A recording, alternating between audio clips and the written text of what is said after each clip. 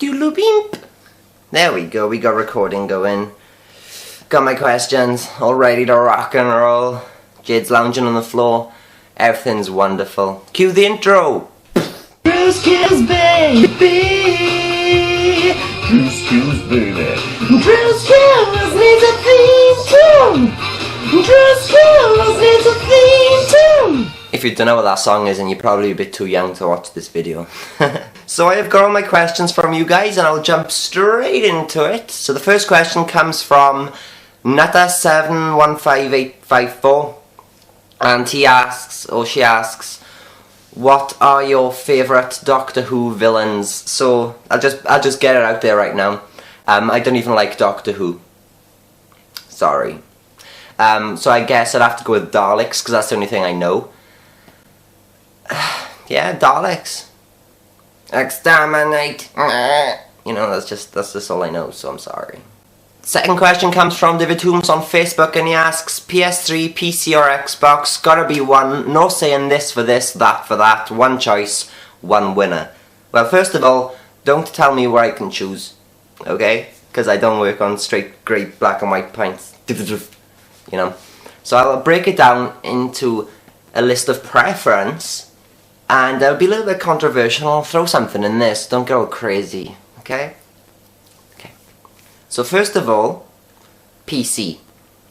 Because any gamer will know a PC is the best possible thing for playing a game with. Secondly, I would go for a PS3. Thirdly, and this is the controversial one, Wii. Yeah, I said it. And then fourth, the Xbox. And the reason why is because the PC, for graphics, is far superior, for frames per second and all this other geeky nerdy stuff. It is just the superior thing. Secondly, I chose the PS3 because I've always liked Sony PS3s. I've always liked PlayStations in general, to be honest. And, you know, that's just better for me. And then thirdly, I went for the Wii because it's not a typical console. It's got a bit more of a fun kind of integration with it. I know a lot of people think it's inferior for the graphics, but if you're a true gamer, then you don't really care about graphics anyway, and the Wii is fun. Can't deny that. And then fourth is the Xbox, because the Xbox is pretty much a PS3, just a bit watered down and full of more retards. Typically. Not saying that you're a retard if you play the Xbox, but that is a fact. Will you fuck up fighting upstairs? The bastards. Third question comes from Fraser Daniel, and he asks, have you ever thought about getting a tattoo? If so, what and where? I've already answered this before, but I've always wanted to have, it's been playing in my head for a while, a tribal styled panther going up my left side. So I'll show you, on here, right up here, it would be this tribal kind of panther, and I've always wanted it, but I've always plagued the idea because I'm not really sure if I want to get a tattoo or not, so I'm not going to get one until I actually do fully 100% want to commit to the idea, you know. Fourth question comes from WolfSoul95Q8, and he asks, have you ever thought of bringing a male cat into the house to have cute kittens, and then there's an asterisk, there's a carrot, and then there's an asterisk. I don't know what that's meant to be. No, I've never thought about it because I've had kittens in the past with my old cats and it's just a nightmare. And they've all been spayed anyway, so even if there was a male, they couldn't have babies. No babies for you! Oh, I'm playing God is fun. And now it is time for some quick fire booms. First question, Kevin Pardue. I have an addiction for coffee and banana milkshake. That's all I got. LP Timeline, what would be your all-time favourite meal? Definitely lasagna. I'm a little bit of a Garfield at heart. Fat and lazy, not so much ginger. Leon Brown via Twitter, you still thinking about getting a P.O. box? And how is the shirt idea coming? P.O. box, still thinking about it, but I need to cover the costs with making the YouTube money, so it kind of needs to compensate itself. And the shirts are coming along well. I'm playing with ideas at the moment, and when I've got something down, I will let you know. If you have any ideas for shirts, let me know, because that's just fantastic. David Toombs, do you look at the shit roll when you've wiped? Quick translation, shit roll is toilet roll, and he's asking if I've had a crap and I've wiped my ass, do I look at the toilet paper? Yes, I do. Bit gross, but I do. Back to the normal question! Okay, so the next one is from, forgive me, Bew Williams. No, sorry, that's name right. Bew Willems. Bew Willems. Canadian?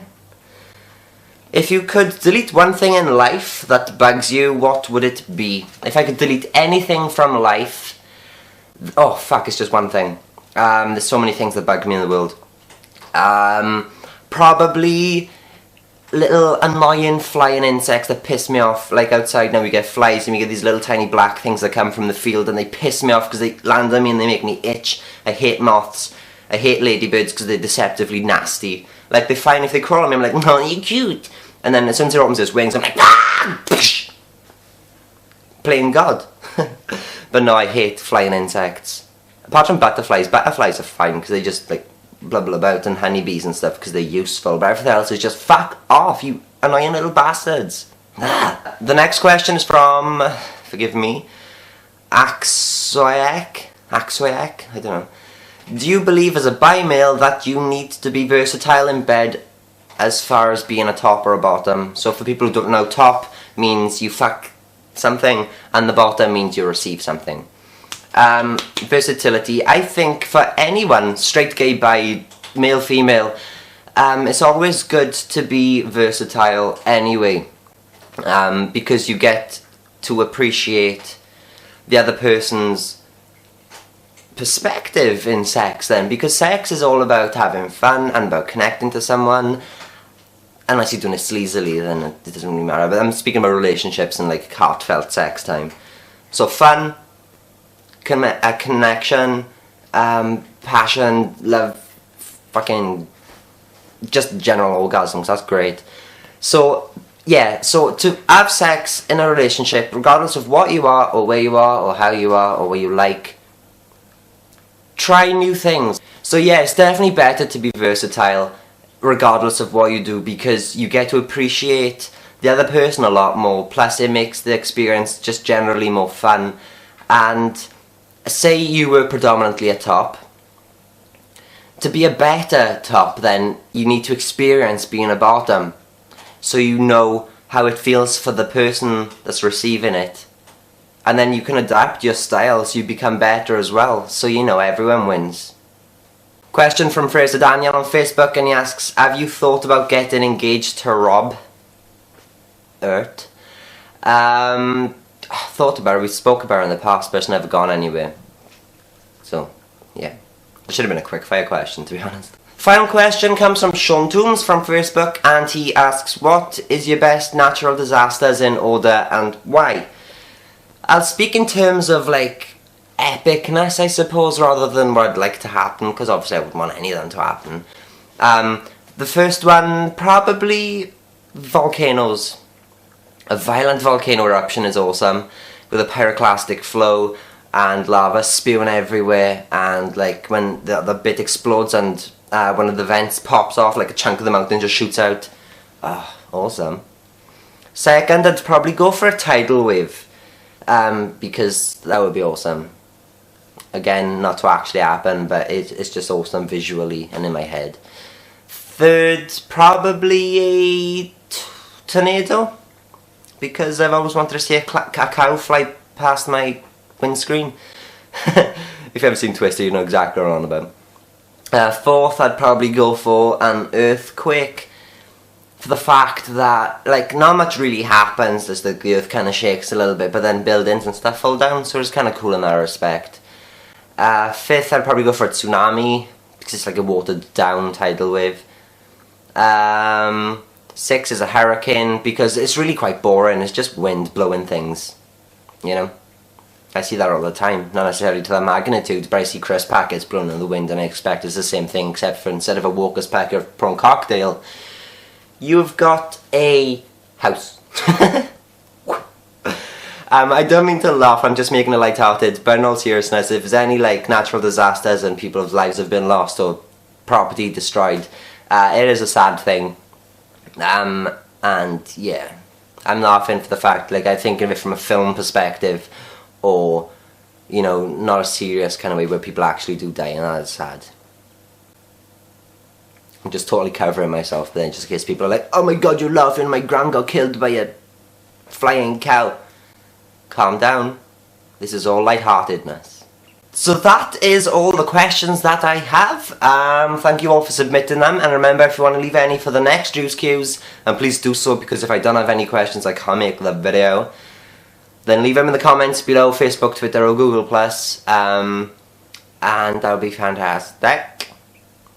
So thank you for watching. Remember to subscribe, like and leave comments and all that fun stuff. If you have a favourite, share this video if you want to do so and help me out. And the bigger way to help me out, you could go to Indiegogo and support my campaign, link in the description. I will see you all Juice Cues next week. I'll see you with other videos throughout this week. And yeah, so thank you for watching, and until next time, I love you all my little munchkins, and goodbye.